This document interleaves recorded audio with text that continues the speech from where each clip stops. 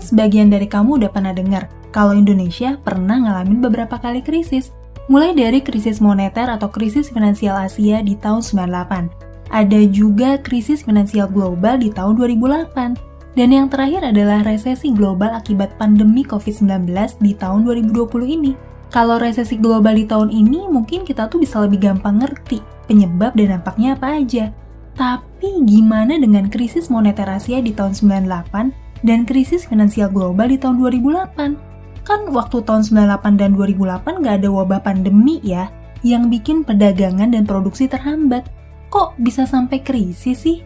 Nah, di video kali ini aku bakal ngebahas nih tentang krisis-krisis yang pernah kita alami. Aku bakalan bahas penyebab, dampak, dan juga perbedaan dari krisis moneter 98, krisis finansial tahun 2008, dan resesi global di tahun 2020 ini. Yuk kita mulai pembahasannya. Oke, kita mulai dulu dengan ngebahas resesi yang kita alami bersama di tahun 2020 ini. Kita kan sama-sama tahu nih, kalau tahun 2020 tuh jadi kejutan yang luar biasa. Bukan cuma buat dunia kesehatan, tapi juga buat dunia ekonomi dan perdagangan di seluruh dunia. Karena nyatanya, pandemi ini tuh nggak cuma nyerang kesehatan doang, tapi juga nyerang ekonomi karena miliaran orang di dunia tiba-tiba aja terganggu aktivitasnya akibat kebijakan lockdown dan pembatasan aktivitas lain.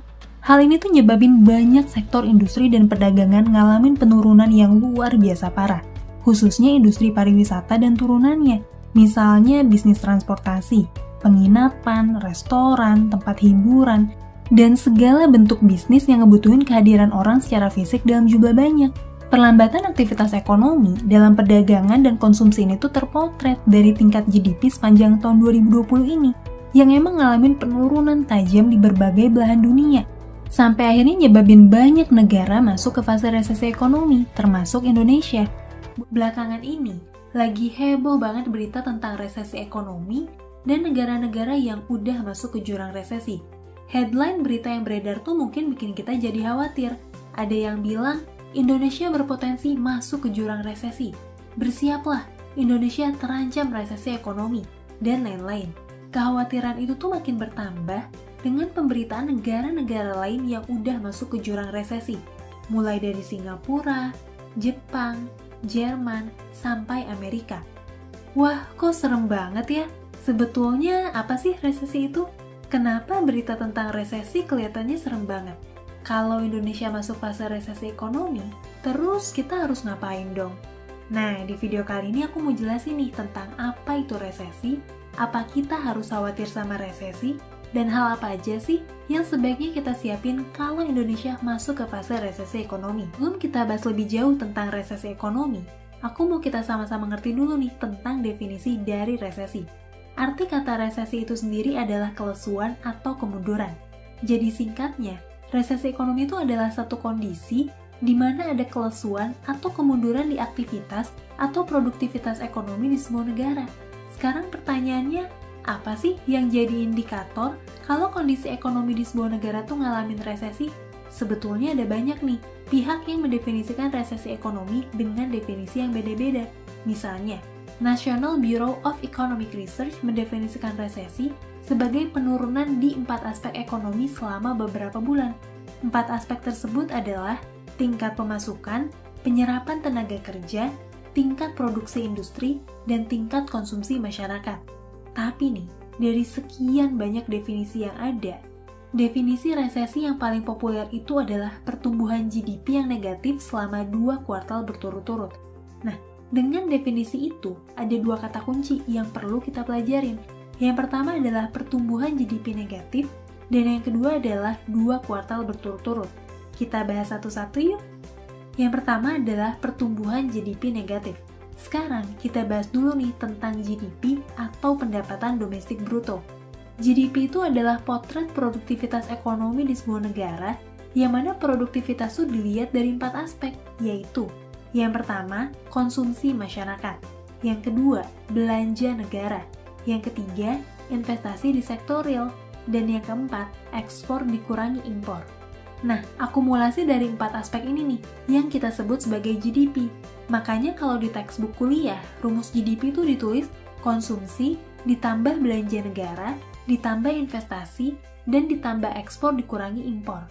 Terus pertumbuhan GDP maksudnya gimana? Singkatnya, pertumbuhan GDP itu adalah kenaikan angka GDP tahun ini dibanding GDP di tahun sebelumnya, atau kenaikan angka GDP di kuartal tertentu dibanding kuartal yang sama di tahun sebelumnya. Kalau pertumbuhan GDP negatif artinya gimana? Artinya nih, angka GDP di tahun itu lebih rendah dibanding GDP di tahun sebelumnya, atau angka GDP di kuartal tertentu tuh lebih rendah dibanding kuartal yang sama di tahun sebelumnya. Supaya lebih kebayang, kita pakai contoh nyatanya aja yuk. Misalnya nih, kita ambil contoh pertumbuhan GDP Singapura. Di sini aku pakai data dari website tradingeconomics.com. Kita lihat data kuartal 4 2019. Pertumbuhan GDP Singapura di periode tersebut adalah 1%. Artinya nih, GDP Singapura di kuartal 4 2019 tuh bertumbuh sebesar 1%, atau naik 1% kalau dibandingin sama GDP di kuartal 4 tahun 2018. Sekarang kita lihat data kuartal 1 2020. Di sini pertumbuhannya minus 0,3%. Artinya, GDP Singapura di kuartal 1 2020 itu turun sebesar 0,3% kalau dibandingin sama GDP di kuartal 1 2019. Oh iya, angka pertumbuhan GDP ini juga dipakai buat nentuin pertumbuhan ekonomi di sebuah negara. Jadi kalau kamu baca berita, pertumbuhan ekonomi di Indonesia tahun 2019 itu 5,02%. Artinya, di tahun 2019 itu GDP Indonesia bertumbuh sebesar 5,02% kalau dibandingin sama tahun 2018. Semoga bisa kebayang ya. Sekarang kita lanjut ke poin kedua, yaitu 2 kuartal berturut-turut. Sebuah negara tuh masuk fase resesi kalau pertumbuhan GDP-nya tuh negatif selama 2 kuartal berturut-turut. Kita bahas lagi nih, contoh kasus Singapura. Di sini kamu bisa lihat, kalau pertumbuhan GDP Singapura tuh negatif selama 2 kuartal berturut-turut. Minus 0,3% di kuartal 1 2020 dan minus 12,6% di kuartal 2 2020. Sesuai definisi resesi yang udah kita bahas sebelumnya, artinya Singapura tuh udah masuk ke fase resesi. Ingat, kata kuncinya adalah 2 kuartal berturut-turut. Kalau pertumbuhan GDP sebuah negara tuh negatif cuma di 1 kuartal doang, ya belum bisa masuk ke fase resesi ekonomi. Tapi balik lagi nih, status resesi ekonomi ini tuh cuma didasari sama salah satu definisi resesi yang paling populer. Bisa jadi nih, ada ekonom atau lembaga ekonomi yang punya pendapat lain dengan sudut pandang definisi yang berbeda. Terus, kalau Indonesia gimana? Yuk kita lihat, di kuartal 1 2020, pertumbuhan GDP Indonesia tuh masih positif, meskipun persentase pertumbuhannya turun. Biasanya, GDP per kuartal di Indonesia tuh tumbuh sekitar 5%. Di kuartal 1 tahun 2020 ini, GDP Indonesia tuh cuma tumbuh sebesar 2,97%. Mungkin nggak Indonesia masuk ke fase resesi? Ya mungkin aja. Misalnya nih, kalau pertumbuhan GDP Indonesia di kuartal 2 dan kuartal 3 tahun 2020 tuh negatif. Bahas tentang krisis finansial tahun 2008 yuk. Penyebabnya apaan sih? Beda nih sama resesi di tahun 2020 yang bermula dari tekanan ekonomi di sektor real atau sektor perdagangan. Krisis di tahun 2008 itu bermula dari sektor finansial. Gimana sih ceritanya? Jadi gini, krisis 2008 itu pada dasarnya dipicu sama kredit KPR di Amerika yang membengkak sangat besar dan banyak masyarakat di Amerika tuh yang nggak sanggup buat bayar tagihan KPR mereka. Hal itu bikin aliran dana di institusi keuangan seluruh dunia macet dengan status utang, jaminan, dan asuransi yang kacau banget.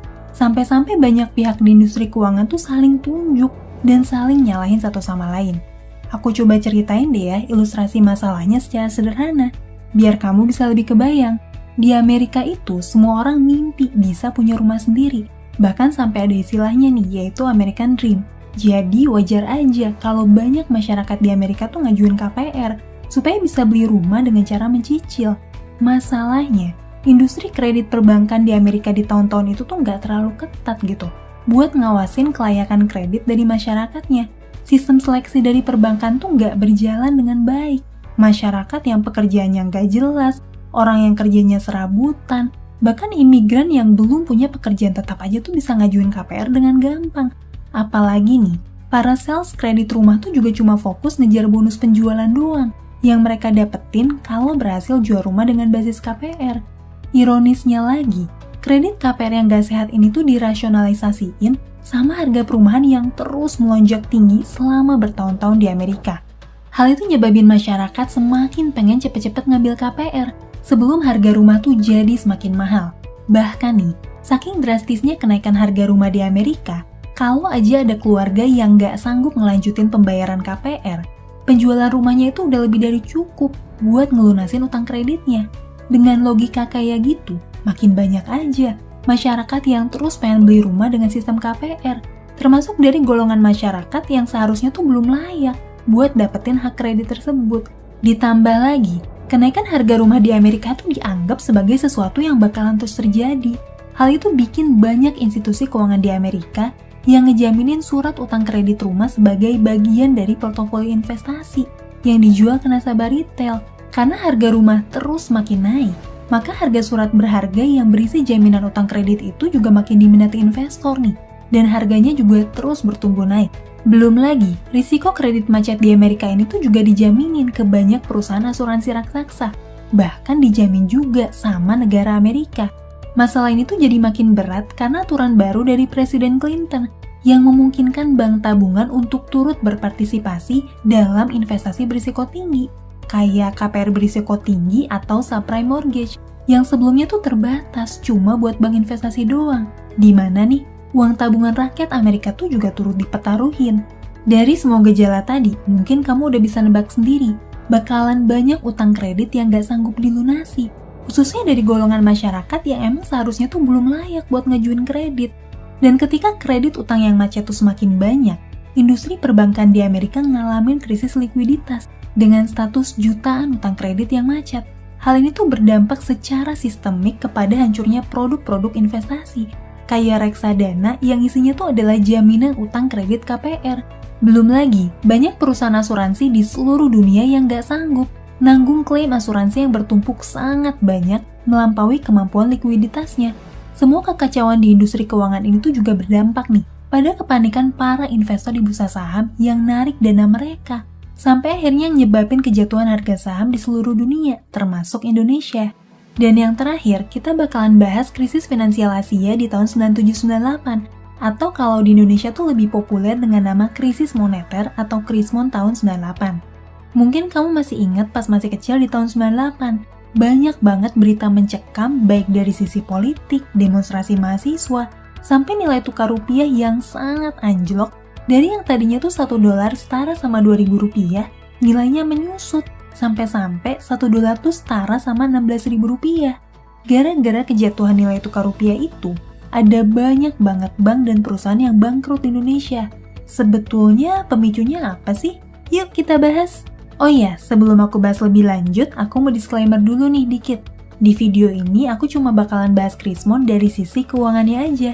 Jadi aku nggak bakalan terlalu bahas dari sisi politik ataupun krisis sosial yang terjadi di Indonesia. Nah, mungkin banyak di antara kamu yang masih belum tahu nih, kalau krisis moneter tahun 98 itu awal mulanya dipicu dari krisis negara tetangga kita, yaitu Thailand. Wah, gimana ceritanya nih? Thailand tuh bisa jadi penyebab krisis finansial di Asia, termasuk Indonesia. Jadi gini ceritanya, di awal tahun 90-an, ada ketimpangan antara suku bunga di Thailand dengan negara-negara lain, khususnya sama negara Jepang. Jadi saat itu, suku bunga di Thailand tuh sangat tinggi, sampai sekitar 10%-an. Sementara suku bunga di negara Jepang sangat rendah, ada di level 2%-an per tahun. Kondisi itu tuh bikin beberapa pengusaha di Thailand pengen nyoba bikin skema bisnis yang manfaatin ketimpangan suku bunga antar dua negara tersebut. Caranya gimana tuh? Sederhananya nih, dengan bikin perusahaan falas atau forex, terus perusahaan tersebut tuh pinjam uang dalam jumlah besar ke Jepang yang bunga pengembaliannya rendah. Terus, dana tersebut tuh didistribusiin jadi utang kredit di Thailand yang punya pengembalian bunga yang tinggi. Awalnya nih, aliran dana segar buat UMKM dan masyarakat Thailand tuh terlihat positif karena pertumbuhan ekonomi di Thailand tumbuh di atas 8% di awal tahun 90-an, khususnya di industri ekspor nih. Thailand tuh semakin produktif jual hasil produksi dalam negerinya ke pasar luar negeri.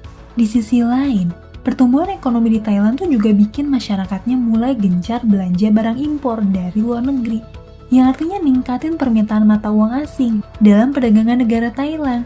Sampai akhirnya di tahun 95, Thailand tuh ngalamin persaingan bisnis ekspor sama Cina.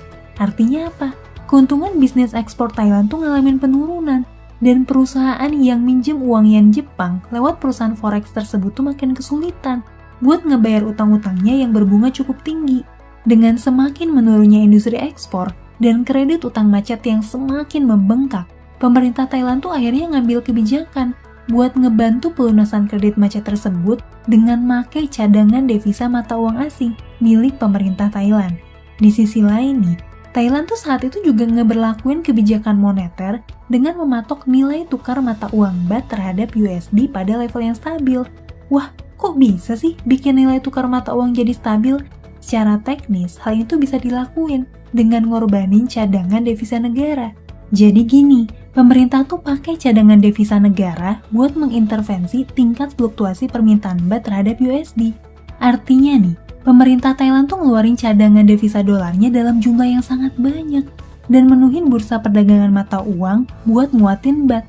Masalahnya, cadangan devisa negara Thailand tentu ada batasnya dan gak mungkin selamanya tuh bisa nahan kredit macet dan menstabilkan nilai mata uang baht. Akhirnya apa yang terjadi? Tanggal 2 Juli 97, pemerintah Thailand tuh mencabut kebijakan buat menstabilkan nilai tukar baht. Jadi nilai tukarnya tuh dibiarin aja berfluktuasi berdasarkan permintaan dan penawaran di bursa perdagangan mata uang. Akibatnya nih, nilai baht itu turun 20% hari itu juga. Hal itu tuh bikin seluruh dunia investasi sangat kaget dan ngakibatin kepanikan besar di Asia. Amblesnya nilai mata uang Thailand yang sedrastis itu dalam waktu singkat bikin reaksi berantai di kalangan investor, termasuk yang nanemin uangnya di Indonesia, Malaysia, dan negara-negara berkembang di Asia. Nilai tukar rupiah tuh langsung ngadepin tekanan jual yang sangat tinggi di pasar keuangan. Bank sentral di banyak negara Asia itu harus nguras cadangan devisanya kalau mau menstabilkan nilai mata uang negaranya. Tapi gimana pun, cadangan devisa negara tuh tentu punya batas kemampuannya. Dalam kasus rupiah, Bank Indonesia tuh terpaksa bikin nilai rupiah mengambang bebas di tanggal 14 Agustus 97. Nilai rupiah pun terjun bebas dari yang tadinya Rp2.000 per dolar Amerika sampai akhirnya sempat tembus Rp16.000 per dolar Amerika.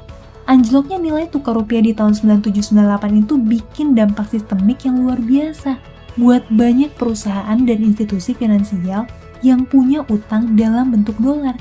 Bayangin aja, perusahaan yang tadinya cuma punya utang sebesar 2 miliar, tiba-tiba aja perusahaan tersebut tuh jadi punya utang sebesar 16 miliar rupiah. Hal itulah yang nyebabin banyak perusahaan jatuh bangkrut, termasuk banyak lembaga perbankan di Indonesia. Nah, itulah cerita singkat tentang 3 krisis yang pernah kita alami bersama selama 30 tahun.